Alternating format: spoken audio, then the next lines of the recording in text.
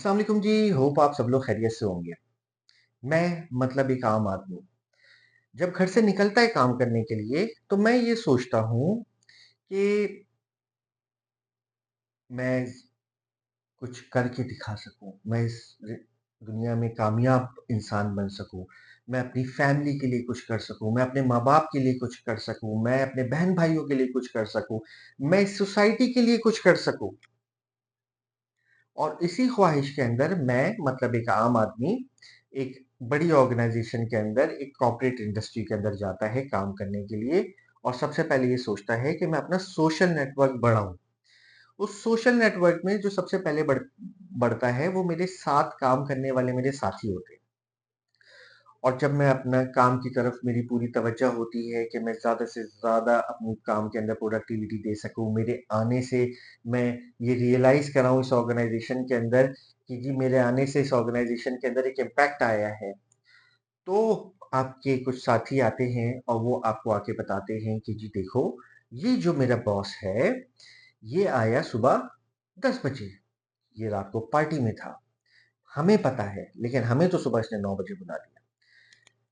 फिर बोला जाता है कि वो देखो, उसका लाइफ़स्टाइल देखो, उसकी तो सैलरी इतनी है ही नहीं, लेकिन वो कितनी बड़ी गाड़ी के अंदर आता है। फिर आप सोचने लग जाते हैं, हाँ यार, मेरे पास भी इतने पैसे नहीं है, लेकिन इतनी बड़ी गाड़ी तो मेरे पास भी नहीं है, ये कैसे अफ़ोर्ड करता है? इसी तरीके से लोग आके बताते हैं कि उसका ड्रेसिंग सेंस देखो, वो कैसे कपड़े पहनता है।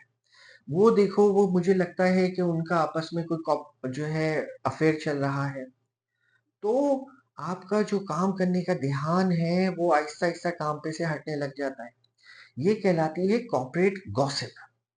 ये कॉर्पोरेट गॉसिप इतनी खतरनाक है कि अगर किसी ऑर्गेनाइजेशन के अंदर या कॉर्पोरेट इंडस्ट्री के अंदर ये आ जाए तो ये एक समझ लें कि बॉडी के कैंसर की तरह है।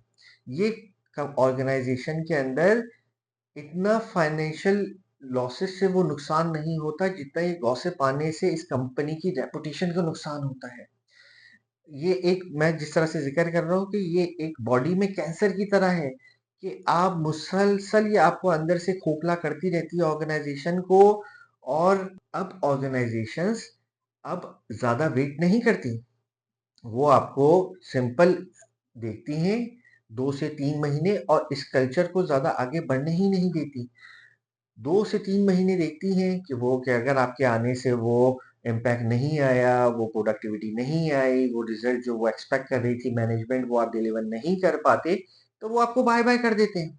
और आप उस वक़्त बोलते हैं कि जी मैंने कुछ नहीं किया। सामने से वो जो ऑर्गेनाइज़ेशन है वो कहती है कि हम भी जानते हैं कि आपने कुछ नहीं किया, तभी तो हम आपको बाय-बाय कर रहे हैं। क्योंकि आपका फ़ोकस, आपका विज़न जो था, वो डाइवर्ट हो गया इस कॉर्पोरेट गॉसिप की वजह से। तो आपने मेक श्योर करना है कि मुझे इस कॉर्पोरेट गॉसिप में नहीं पड़ना। मेरा मुकाबला है कि मुझे आगे बढ़ना है। इस ये जो 20 लोग बैठे हैं मेरे साथ, इनमें से कौन पहले आगे बढ़ रहा है, कौन बाद में आगे बढ़ रहा है, उससे मेरा कंसर्न नहीं है। होता क्या है कि मेरा मुकाबला, मैं अपने आप को कंपैरिजन करने लग जाता हूँ इन 20 लोगों से कि मुझे इनको दिखाना है कि मैं तुम सबसे पहले प्रमोशन लूँगा। उसके लिए मैं कुछ ऐसी हरकतें करता हूँ जो कि शायद सही नहीं है क्योंकि हर चीज़ वक़्त पे सही होती है। लेकिन मेरा मुकाबला इन टीम के साथ शुरू हो जाता है। ये टीम तो आपकी ज़िंदगी में इस तरह से कई लोग आएँगे, जाएँगे, तो आपका जो फ़ोकस होना चाहिए कि मेरी करियर ग्रोथ, मुझे प्रमोशन लेना है।